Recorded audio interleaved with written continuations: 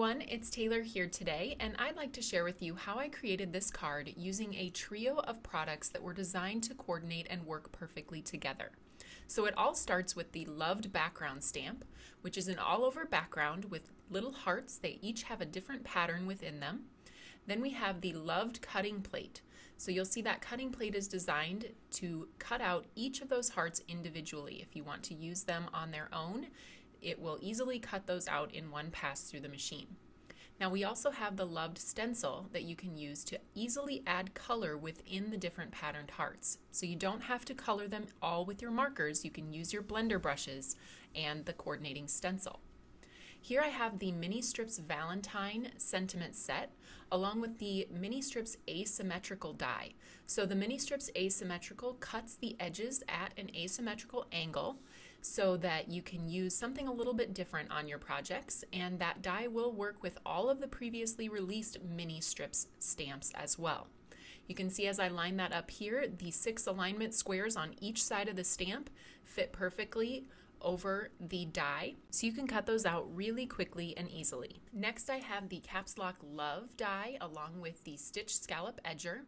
I'll be doing a little bit of embossing with the sentiments, so I have my Versamark pad, my white fine detail embossing powder, and my powder tool.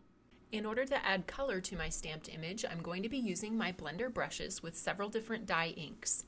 I have the Fruit Punch ink, Lollipop ink, Jelly Donut ink, and those 3 are the dye inks, and then I'll be using the Oreo Hybrid ink pad for the image stamping. I also have a couple different adhesives I'll be sharing, our foam sticky strips and sticky circles, and I forgot to show you that I did also use the Moonstone Glimmer paste. So let's get started with the project. I have my stamp here, which I'm going to set up in my MISTI.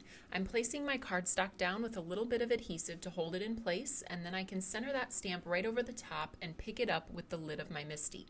I'm going to stamp that with the Oreo ink pad, and then I'm going to take and heat it just slightly, just to make sure that that ink is completely dry before I begin my blender brushing over the top. So here I have the Loved stencil that coordinates with that background stamp.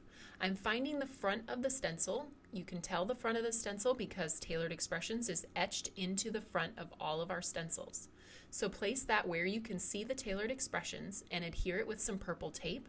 I'm starting with the Fruit Punch. I've decided to go, instead of doing these in rows of color, I've decided to just kind of vary where I put each of the colors. So I've moved from Fruit Punch, Lollipop, and Jelly Donut, and now I'm going to apply the sparkle. I have my Nuvo Media spatula, which I love for applying this paste. It really works great, scraping from top to bottom until you have an even coat of that shimmery paste all over the image. It takes about, I would say, 10 minutes to dry, so I waited for this to dry, and then I'm going to line it up with the coordinating die. I'm going to put some adhesive on the back since my cardstock doesn't reach over the front of the die, and you can see it cut out all of those little hearts just perfectly. And now I'm going to cut it out one more time with a piece of colored cardstock. It doesn't matter what color you use for this. I just grabbed a Fruit Punch piece that I had laying off to the side. So then I'm going to trim off those 2 edges of the die cut piece here so that I have one strip down the center with those hearts in it. I'm going to arrange this and use it as a template for my card base. I'm going to place each of those hearts within my template, first deciding which areas I want to have some popped up hearts. So I've added a few of those foam sticky circles, making sure that I didn't put any towards the center. That's where I know I'm going to put my Love die cut words, so I don't want any sticking up in that area. I'm using my Embelly Jelly Pick and Place tool in order to place those within the template, and then you can see when I remove it here, I'm going to trim off the edges and we have a really pretty design created. You can use that die as a template, or you can arrange the hearts in any way that you choose. So here I have the Caps Lock Love that I have die cut 3 different times, and I'm just going to adhere those letters all together to give them a little bit of extra dimension. I do this in a lot of my projects just for that extra lift.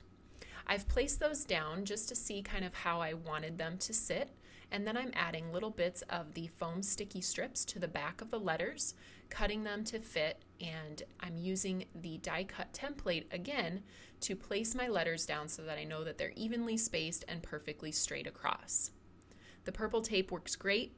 I've used it to adhere my stencil and both of my paper templates in the video. Now I'm going to emboss my sentiments. This is the Mini Strips Valentine, and condition my Oreo cardstock before I begin. With the Versamark ink pad, I will close the lid and stamp that onto the Oreo cardstock. I'll be using the white fine detail embossing powder to emboss the sentiments.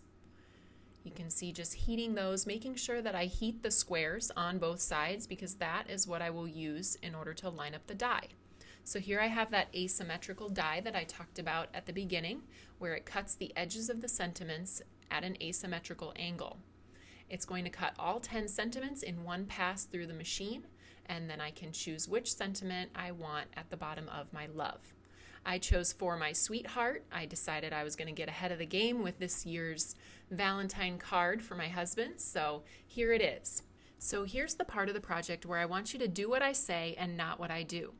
At the very end of my project, I decided I wanted to create this scalloped edge detail with the stitched edger die, but I had already adhered all of my hearts and my love with the foam tape.